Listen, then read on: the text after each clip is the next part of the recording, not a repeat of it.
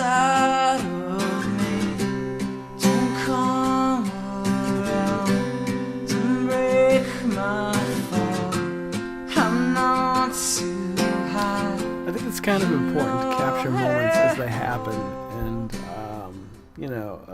the moment that I'm talking about happened probably a few hours ago at this point, 3 hours and 40 minutes ago, something like that. So today is January 9th.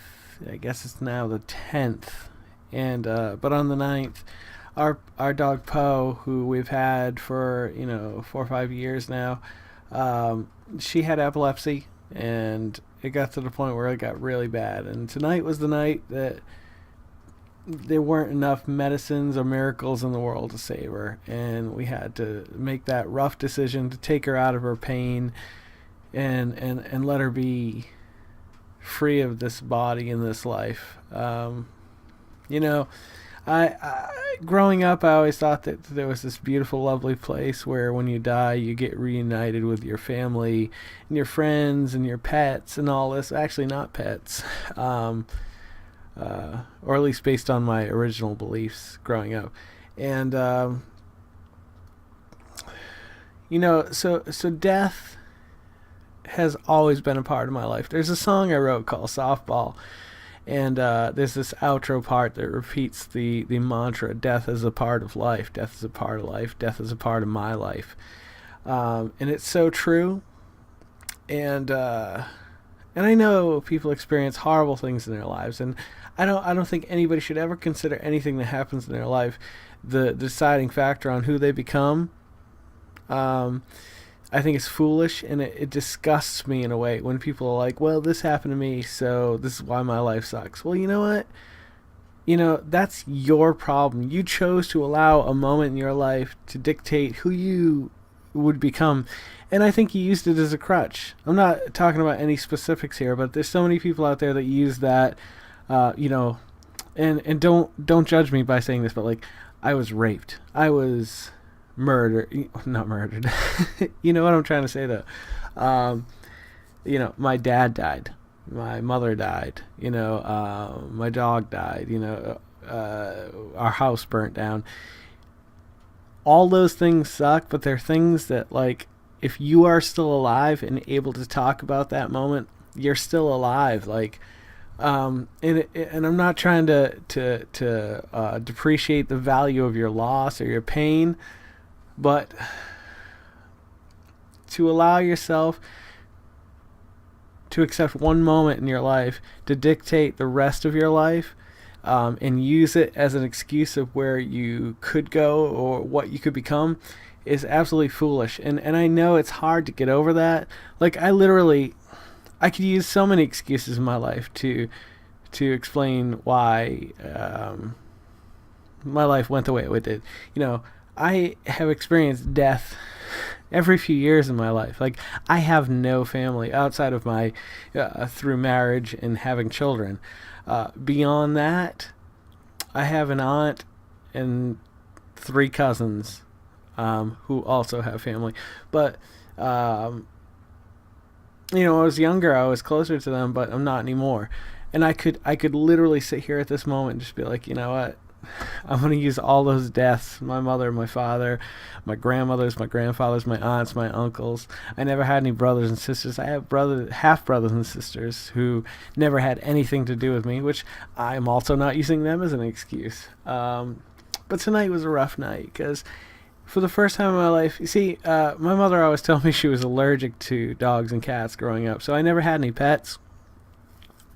I had 2 fish, which died shortly thereafter, bringing them home. I think they maybe lasted a few months or whatever. But I never had dogs. I never had cats. I love animals.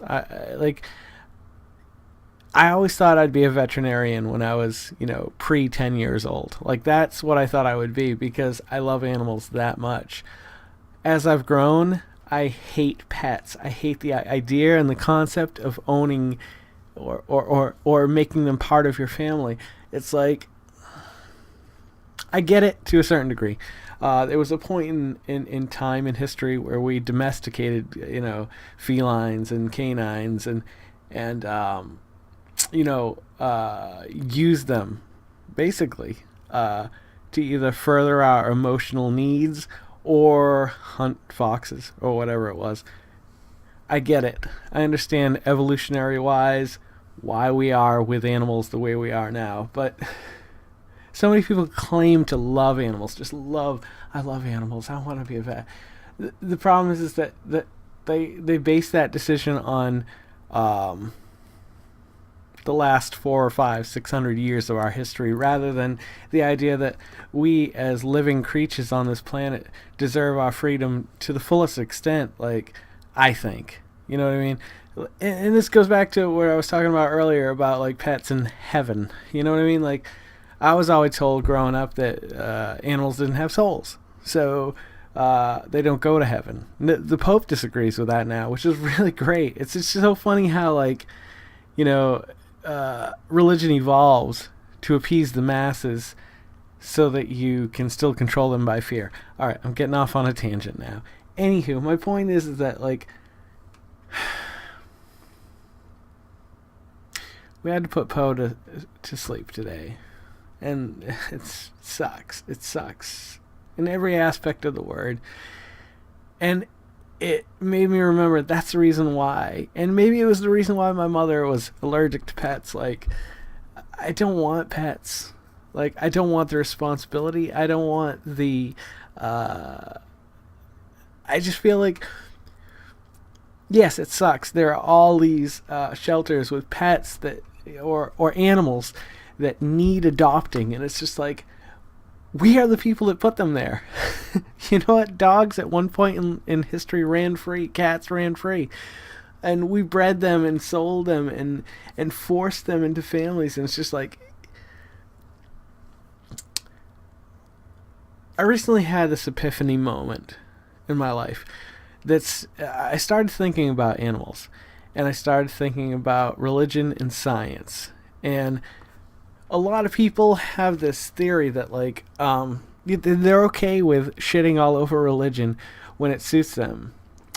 But when it comes to pets and animals, suddenly people have this, they have a soul. They have this, that, and the other. And it's like, okay, great. I agree with you. I love animals. I think they're beautiful creatures. I think they're equal to humans in every sense of the word. And it sucks that I love to eat meat. But the fact of the matter is, it's so funny that people can shoot down religion when it comes to so many other aspects of organized religion. But when it comes to, like, I don't know. I think you get my point. You know what I mean? It's like... I don't know what point I'm trying to make. I'm kind of a disaster tonight. You know what I mean? It's just like, this is the first time in my life that I actually had a beagle for about 3 or 4 days when I was about 5 or 6 years old. And they had to put him down. And I don't remember why. I named him Copper, just after Copper from the beagle from the Fox and Hound.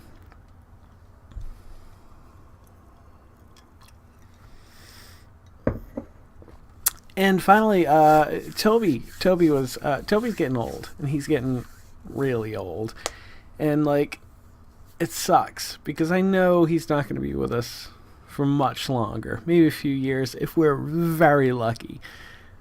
But he was the first pet we had that, after Carol and I were a thing. We got Toby. I didn't want Toby.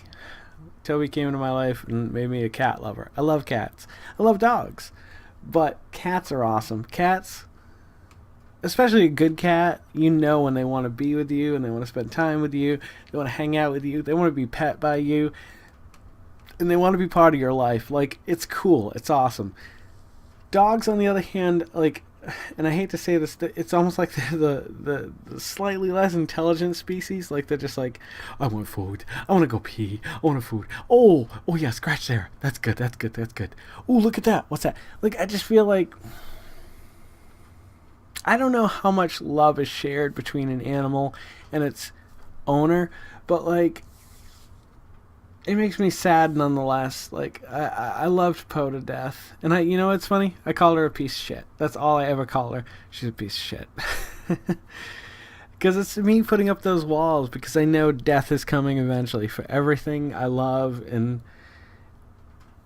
you know, it's like, I just don't know how to deal anymore sometimes. You know, this last few months have been rough.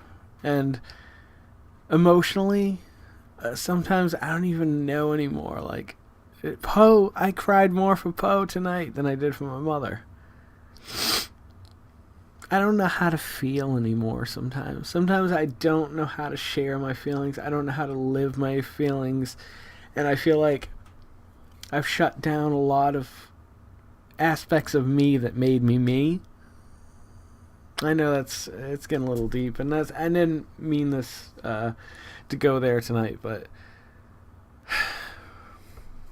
hey, you know, what are you gonna do? Yeah, we had to put Poe to sleep tonight, and that sucks. She really loved me, I think.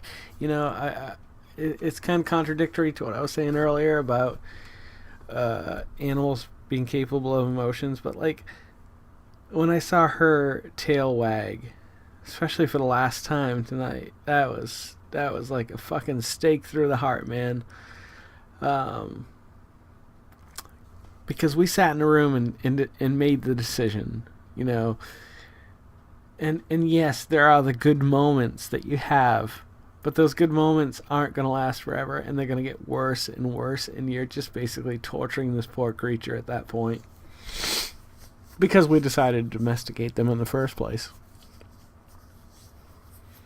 I don't mean to sound dour and just horrible about the whole situation. It's just, it's crushing to me. And after having just lost my mother, you know, November 11th last year, it's like, I don't know.